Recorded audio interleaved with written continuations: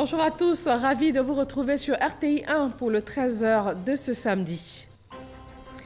La Côte d'Ivoire et le Programme alimentaire mondial s'unissent pour lutter contre la faim, avec notamment la création d'un centre d'excellence contre la faim pour l'Afrique de l'Ouest. La malnutrition aiguë qui stagnait depuis plus de 10 ans en Côte d'Ivoire à 7% a baissé et se situe à 6% selon les chiffres de 2016. Lutte contre la drogue. Pour le premier semestre 2018, la police des stupéfiants a démantelé 103 fumoirs, interpellé 603 individus et saisi plus d'une tonne de cannabis au cours d'opérations sur le terrain qui ne se déroulent pas toujours sans difficulté. Et puis la lutte contre le cancer du sein, ce mois d'octobre est dédié à la sensibilisation en Côte d'Ivoire. Une campagne dénommée Octobre Rose vise à mobiliser un maximum de femmes et en faire des ambassadrices de la prévention du cancer du sein. Bienvenue dans le 13h, vous êtes sur RTI 1. La Côte d'Ivoire et le Programme alimentaire mondial ont signé un mémorandum. Il porte création d'un centre d'excellence contre la faim pour l'Afrique de l'Ouest et du centre qui sera basé ici à Abidjan. Fijanaïma.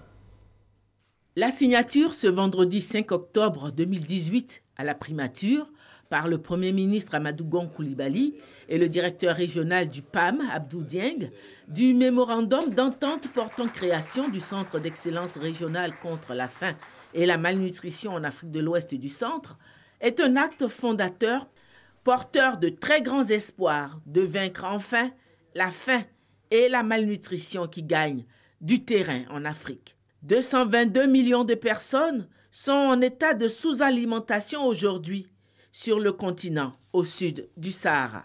Quelle solution? La création d'un centre d'excellence contre la faim et la malnutrition facilitera de l'avis des spécialistes le partage de connaissances et d'expériences entre pays pour améliorer la sécurité alimentaire.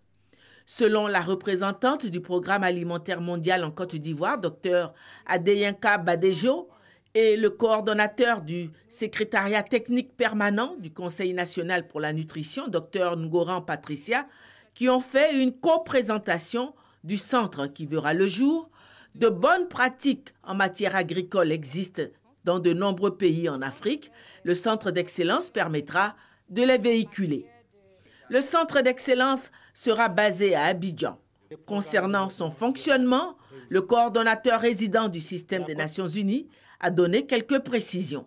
Le centre s'appuiera sur les réseaux régionaux existants dans le domaine de la sécurité alimentaire et de la nutrition et mobilisera également les acteurs de la société civile, le secteur privé, les organisations non gouvernementales, la communauté scientifique, les universités et les partenaires au développement.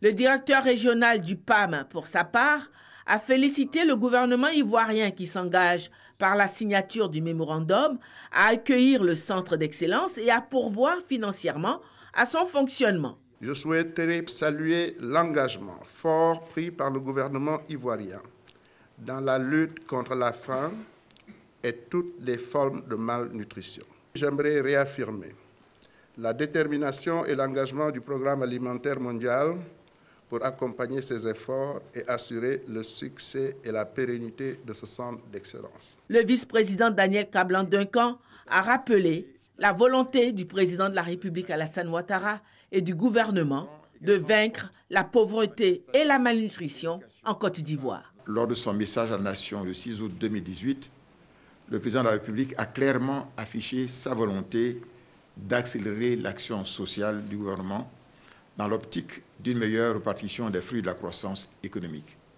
C'est dans ce sens que le gouvernement, sous l'égide du Premier ministre, a élaboré un programme social multisectoriel 2018-2020, mieux ciblé d'un montant de 933,7 milliards de francs CFA, en vue de consolider rapidement les acquis. La lutte contre la faim et la malnutrition constitue une dimension importante de ce programme social dont la mise en œuvre bénéficiera à l'opérationnalisation du centre. Après le Brésil et la Chine, l'Afrique a désormais son centre d'excellence contre la faim et la malnutrition basé à Abidjan. La Haute Autorité de la communication audiovisuelle planche sur les enjeux de la mesure d'audience dans l'espace UEMOA et en Guinée. La rencontre a réuni des experts du monde audiovisuel pendant 2 jours. Qu'en est-il ressorti? Des réponses avec Christian Dago et Salima Toudia. Capter plus d'audience pour maximiser les revenus publicitaires, c'est l'objectif de tout média. Un enjeu qui a réuni à Abidjan plusieurs télévisions, radios et annonceurs de l'espace UEMOA en vue de déterminer des stratégies communes de réalisation des études d'audience susceptibles de générer des données fiables. Il existe des solutions technologiques qui permettent de mesurer avec une extrême précision les comportements d'audience de la télévision du public. Ces méthodes technologiques sont soit installées au domicile de foyers qui sont préalablement recrutés. Pour les mesures qui sont faites au domicile, il y a un certain nombre de techniques qui permettent de vérifier que les panélistes jouent correctement le jeu. Il y a des audits extérieurs qui peuvent être faits. La Haute Autorité de la communication audiovisuelle, ACA, a appelé annonceurs, opérateurs de chaînes publiques et privées à s'engager pour la mise en œuvre d'une médiamétrie dans l'espace UEMOA.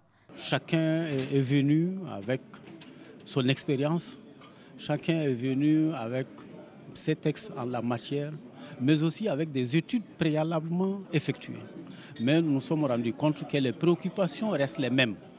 À la fin de ce colloque-là, nous allons en tirer des conclusions qui vont servir à chaque institution de régulation de voir comment, dans l'avenir, suivre la promotion de l'audiovisuel dans l'espace UEMOA.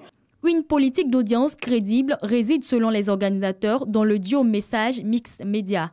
Et la cible principale est constituée de femmes âgées de 25 à 34 ans. Nous sommes à une semaine, jour pour jour, des élections locales couplées. Une décision de l'autorité nationale de la presse porte réglementation de la couverture des élections municipales et régionales couplées du 13 octobre 2018 dans les organes de presse publique. Pendant la période de campagne électorale, les organes de presse doivent veiller au respect des règles professionnelles prévues par la législation en vigueur. Ils ne doivent publier que les informations dont l'origine, la véracité et l'exactitude sont établies. Les organes de presse doivent exclure de leurs colonnes les écrits injurieux, diffamatoires, attentatoires à la dignité des candidats ou incitant à la haine à leur encontre.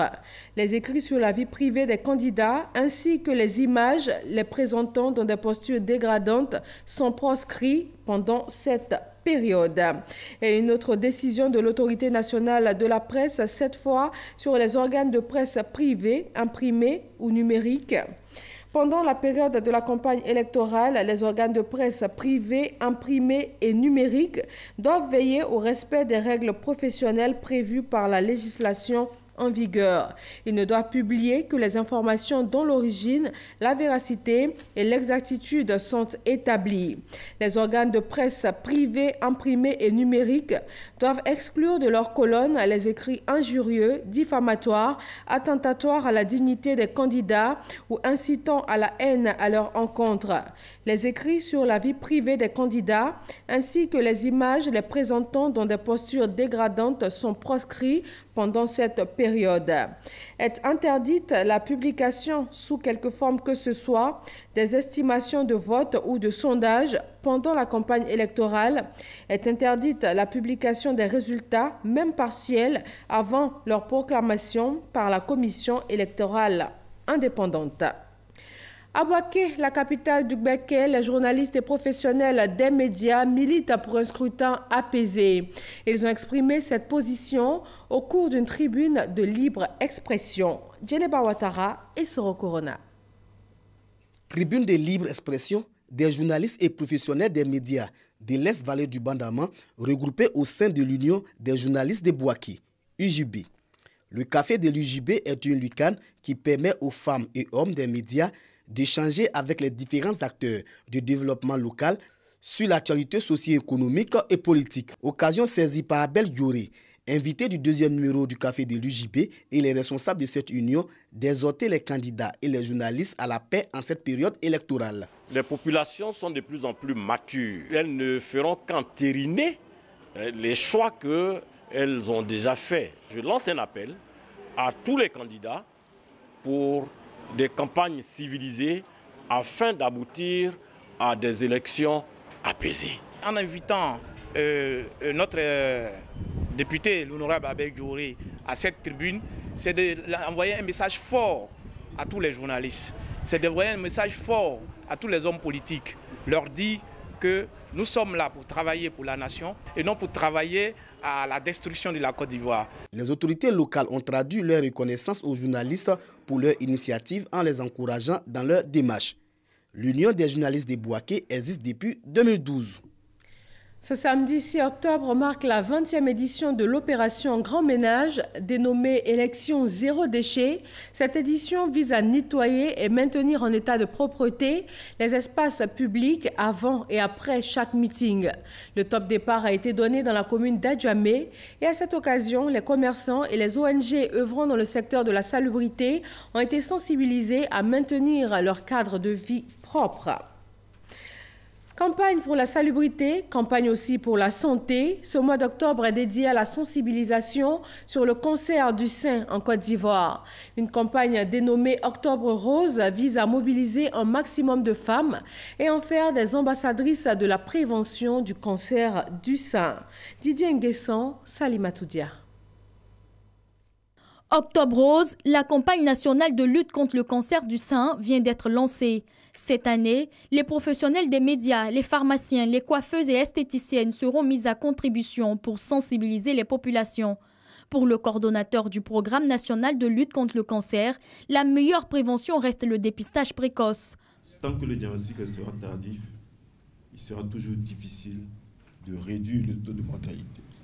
Le développement de réflexes de consultation chez les femmes à partir de 30-35 ans, c'est de cette façon que nous allons pouvoir réduire la mortalité de ce cancer qui est très élevée. Chaque année, 2000 cas de cancer du sein sont détectés en Côte d'Ivoire. La prise en charge du cancer du sein coûte entre 1 600 000 francs CFA et 2 300 000 francs CFA pour 8 cures de chimiothérapie, à raison de 200 à 300 000 francs la cure. Le gouvernement, depuis 2013, mène un effort courageux pour une meilleure prise en charge du cancer. Une unité de scénologie au CHU de Treichville a été inaugurée le 10 septembre 2015 et une deuxième est en cours de finition à l'Institut national de santé publique. Les traitements du cancer du sein, jadis très onéreux, sont désormais accessibles dans les hôpitaux publics, même si c'est encore difficile d'accès pour une certaine population. 2 témoignages de femmes vivant avec le cancer du sein et de proches de victimes ont suscité l'engagement du public sur la nécessité de lutter contre ce tueur silencieux. Ça fait mal souvent quand tu appelles un numéro et puis la voix change au bout du fil. On te dit c'est pas elle, elle est décédée. Mais tu gardes dans ton album un magnifique sourire. Vous n'aurez pas le loisir de choisir quand et comment vous allez mourir, mais vous pouvez décider de comment vous voulez vivre. Lutte contre la drogue, la direction de la police des stupéfiants a démantelé 103 fumoirs, interpellé 603 individus avec plus d'une tonne de cannabis saisis pour le premier trimestre de cette année 2018. Comment mène-t-elle ces opérations sur le terrain? Quelles sont les difficultés rencontrées dans l'offensive contre les dealers? Michel Diré. Repos. Les gars, on va écouter. Ça va pour une mission. Il est 4 heures du matin et préfecture de police d'Abidjan, le commissaire Zobo donne les dernières consignes à ses hommes. L'opération de ce jour vise à traquer des présumés vendeurs de drogue localisés dans certains quartiers du district. On a face à nous une population hostile. Donc il faut aller très tôt pour trouver la cible endormie. Là, vous la réveillez avant que le village ne se réveille. Vous aurez fini votre opération et on quitte les lieux. Après une demi-heure de route, les éléments de la brigade spéciale de la direction de la police des stupéfiants et des drogues DPSD sont à Yopougon, kilomètre 17. Ils infiltrent la zone de l'opération. La première habitation cible est perquisitionnée. Vous savez pourquoi on est là quand même? Non, c'est bon, on est là pour la drogue, voilà. S'il y a un colis de drogue ici, faites sortir doucement. Du matériel de consommation de drogue est découvert, mais pas de traces de stupéfiants. Les suspects sont tout de même interpellés. Une autre habitation est passée au peigne fin par d'autres agents de la brigade. C'est un joint de cannabis. Ça a déjà été fumé. Et le reste. Ici également, pas de stupéfiants, mais tout porte à croire que le suspect s'adonne à la consommation de la drogue. Ça, c'est des papiers qu'ils prennent pour collectionner la drogue. Ils prennent ça, ils mettent le cannabis dedans, ils râpent. C'est ce qu'ils prennent pour faire le joint, puis ils fument. Voilà. Vous voyez ça chez quelqu'un, il est dedans. L'équipe conduite par le commissaire Zobo aura, elle, beaucoup plus de chance. Une importante quantité de drogue estimée à une dizaine de millions de francs CFA est saisie après une heure de perquisition. C'est une nouvelle forme de drogue. C'est plus dangereux que ce qui est là. Dans le jargon, on appelle ça nerveux. Nerveux. Ouais. Notre informateur était sûr, parce que d'ici on communiquait avec lui. Il est sûr, il nous a dit que non, dans cette maison-là, il y en a. Même jusqu'à hier, je suis convaincu qu'il y en a, c'est pas sorti. J'ai pratiquement veillé là. Donc nous avons fouillé toutes les chambres, on a trouvé le monsieur propriétaire de la maison. Cette porte a été fermée, il nous a dit que c'est la porte de son fils ou bien de son petit frère qui est en voyage. On lui a demandé d'ouvrir, il dit qu'il n'a pas les clés. On a forcé d'ouvrir, il a ouvert. Et nous avons fouillé, dans nos fouilles, nous sommes arrivés jusqu'ici et nous avons découvert ce que vous voyez. Le dealer est mis aux arrêts. Il est 7 h du matin. L'opération est bouclée dans cette zone. Du côté d'Adjamé Roxy, d'autres agents de la DPSD sont aux trousses des vendeurs de produits pharmaceutiques non enregistrés. Et c'est le commissaire Zadi qui mène les opérations.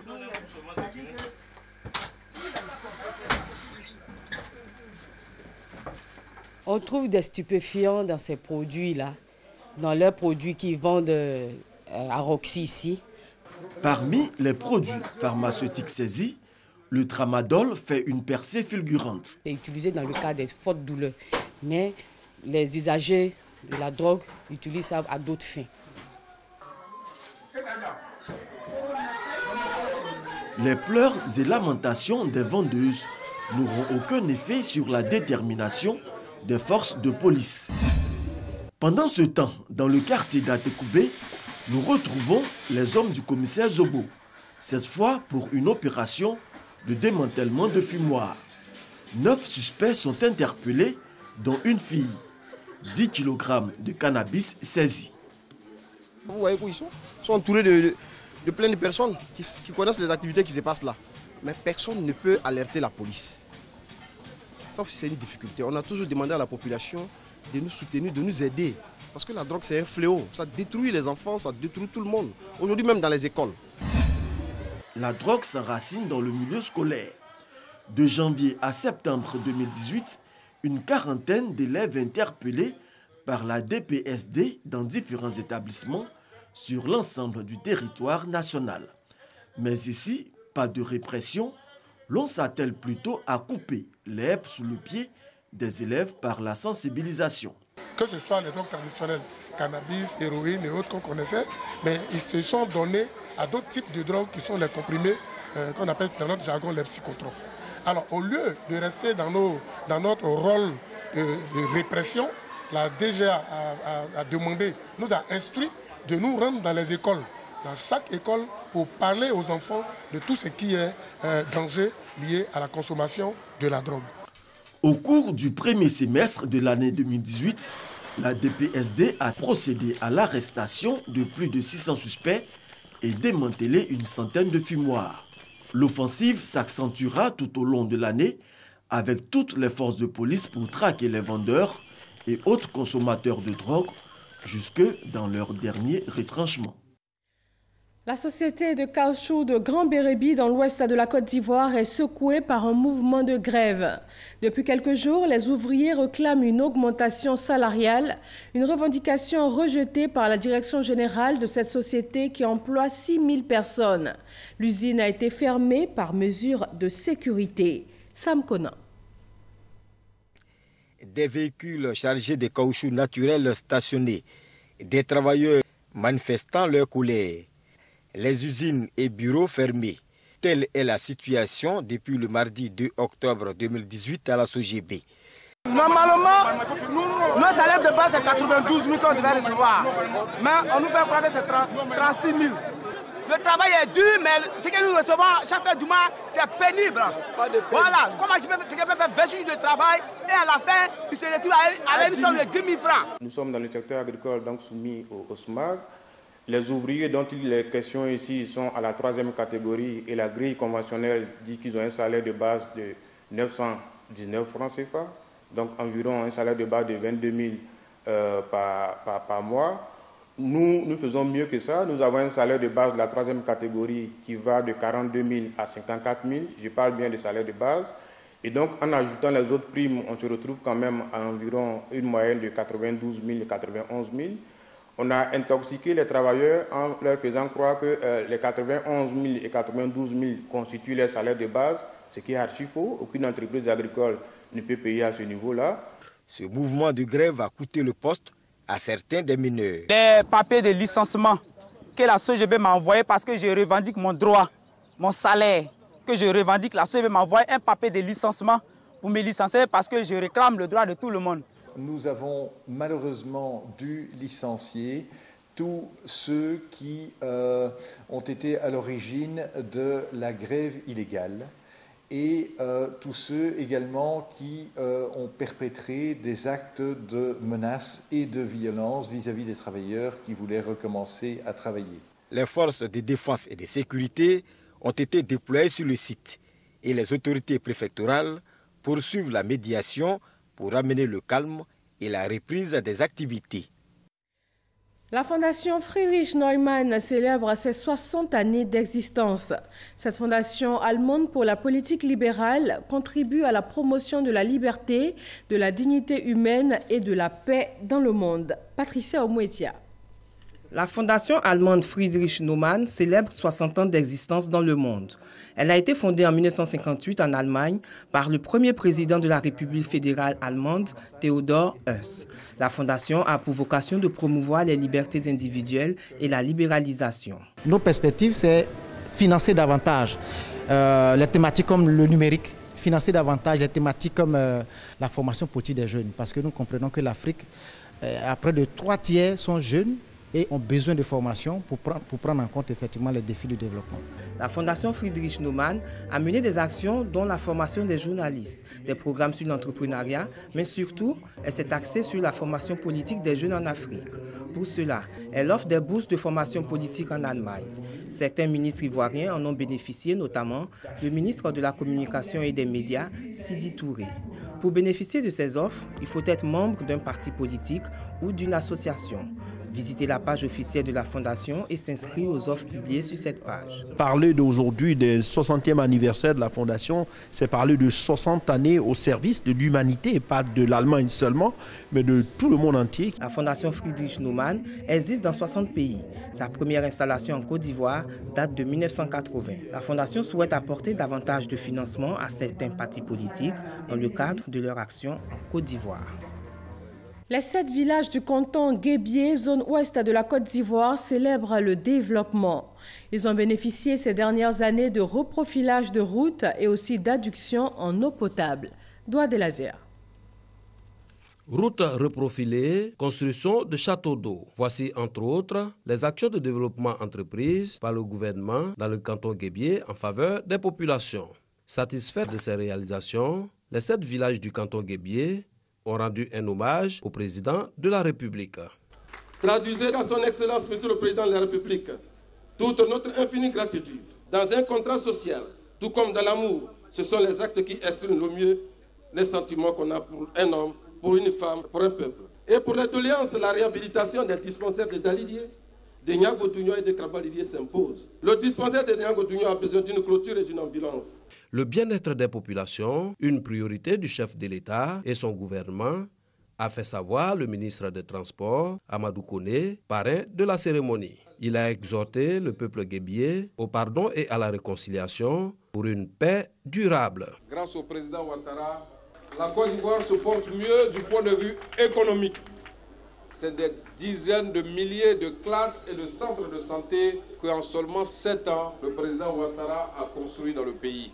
Plusieurs milliers de routes en terre qui ont été soit reprofilées, soit bitumées.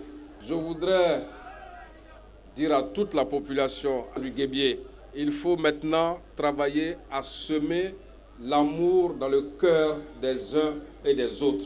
Le président de la République Alassane Ouattara et le chef du gouvernement Amadou Gon Coulibaly entendent tout mettre en œuvre pour l'amélioration des conditions de vie des populations du Guébié situées dans le département de Gagnoa.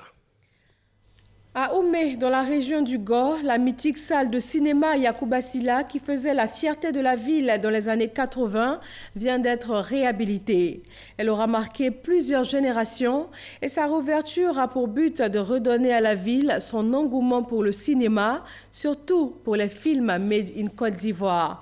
Davis Oyo et Patricia Omouetia. Autrefois, la ville d'Oumé, boucle du café et du cacao, était également une cité cinématographique.